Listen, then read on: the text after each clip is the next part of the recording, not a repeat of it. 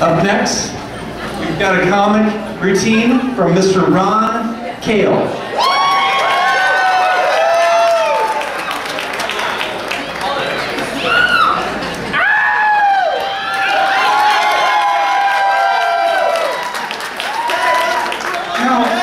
Before I start, I've got a question for Mark. You know, there's here's this, okay?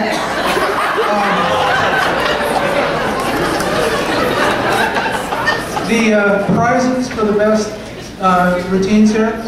Now, is that amount before or after the BAC?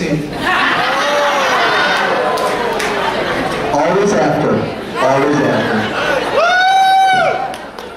Now, I would like to talk about a subject that is undoubtedly everybody's favorite after-dinner topic of conversation, the colon. More specifically, colon cancer.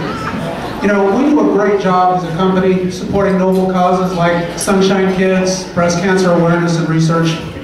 And I would like the next cause that we really get behind to be that of colon cancer. So in an effort to spur the movement, we're going to start out with wristbands. Brown. There'll be a scratch and sniff lapel pin. And then we're also going to have a bumper sticker featuring our program slogan, colon cancer, lick it.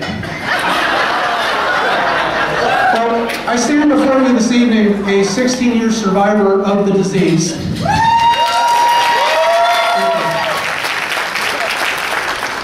I just saw Mark Pierce lean over to the other weird guy and say, wow, and all this time I had him pegged as being the perfect asshole. Sorry to disappoint. Well, believe it or not, the worst part of my ordeal was not the post-surgery recovery, the 9 months of chemotherapy and radiation. It was the diagnostic procedures, and my nightmare began with a barium enema. And after the process, I came up with a better name for it. They should call it strap the patient to a table, stick an air hose up in the very, very lowest portion of his lower GI. Yep, there. Fill him so full of air he can't decide whether he feels more like Fat Bastard or one of Dolly Parton's breast implants. Turn him upside down, humiliate the hell out of him, and then send him waddling off to the bathroom so he can strap himself to the toilet seat and be a human whoopee cushion for 10 minutes. Well, it gets worse for me after that. The next procedure was a sigmoidoscopy, and I was talking to a surgeon. That's how I knew the barium didn't go so well. The doc's saying, you know, mild inconvenience, mild discomfort, it'll all be over in 10 minutes, and you know, the fool that I am, I'm beginning to believe him. So I asked him, I said, well, compare this to the barium enema, doc. And he says, well, with a smirk, how'd you like that barium? I said, frankly, doc, those things really blow. Well, any good feelings I had about the next process came to a screeching halt when he reached into his drawer and pulled out a large plastic bag. I looked with horror at the contents because the last time I saw anything like that, it was attached to a roto-rooter truck. But what really caused my sphincter to pucker, and when you're going to go through this, a puckered sphincter is the last thing you want, is when you flip the bag over, there was a warning label on the other side in yellow and black letters said, caution, weapon of ass destruction. Well, I'm happy to say that I did get Vaseline, but I couldn't get him to put a condom on the device because he said that would distort the images. And I said, Doc, I don't give a rat's ass about your images. I'm afraid you're going to distort something much more important to me than that. Well, the process begins. And I'm looking at my insides from the inside on a TV screen. And I get up on my elbows and I look back at the doc and I say, so tell me, Doc, what's your real name, Captain Kirk? And this thing you got up my butt is the Starship Enterprise? And you're boldly preparing to go where no man has gone before. Well, I felt a really sharp pain. I looked at the screen and his camera's bouncing off the walls of my colon. And he very gently and kindly shoved my head down on the table and just said, lay there and shut the hell up while I finish, would you? And I'm thinking, oh my God, is this what it's like to be a woman? Well,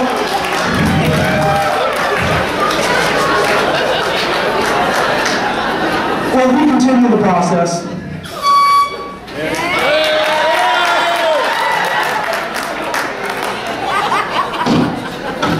Okay, what does that mean? Because I'm not done yet. I haven't finished, so lay there and shut up. So we continued the process. He found the offending work. Said, oh my, this doesn't look good. It's serious. It's got to come out. But he said, I don't want to miss anything, so I'm going to go just a little bit further. And it was at this point where I discovered what a relative term, just a little bit further really is, because every time you went up just a little bit further, it hurt a whole hell of a lot more. And I'm thinking, yeah, there's a nurse in the room. I want to maintain whatever dignity I have left. I need some help. And I got an inspiration from all of the Lamaze courses that I went through. I needed a focal point. Well, I found one. And I began to focal. I focaled like nobody had ever focaled before. And you know, for a few minutes it actually worked. Until the nurse realized what my focal point was. She left the room and took her focal points with her.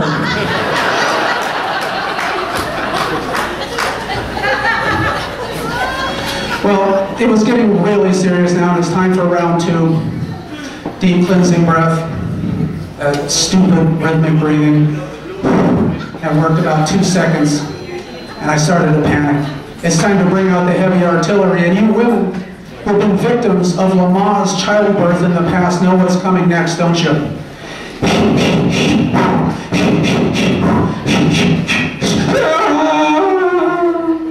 And it was at that moment that I realized what women throughout the decades have realized: Lamaze is bullcrap. It does not work. It doesn't matter how you breathe. It doesn't matter what you focus on. It hurts way too much. Nobody should put themselves through it, especially with all the good drugs there are right now. Well, mercifully at this point, my nightmare ended. The doc pulled out. Examinus interruptus is what he called it. He said, well, Ron, it's serious. It's really bad. It's got to come out. That's the bad news. The good news is where it's located, I think I can reconnect the tissue and you're not going to need a colostomy. I said, come again, Doc? So it's really, no, I got that. The last part about the colostomy. He said, you're not going to need a colostomy. Yeah! He said, Mr. Cale, you don't understand. This is really serious. I said, I know, Doc, I got all that, but the last part, I'm not going to need a colostomy, right? I said, so? I said, well, Doc, look at me. I'm a guy with no fashion sense. I hate to shop. I know I'd never find shoes to go with that bag.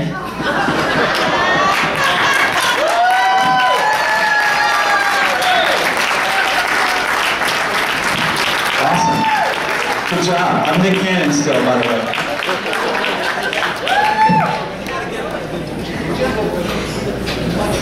Your whole act was a pain in my ass. Yours? I think you did great.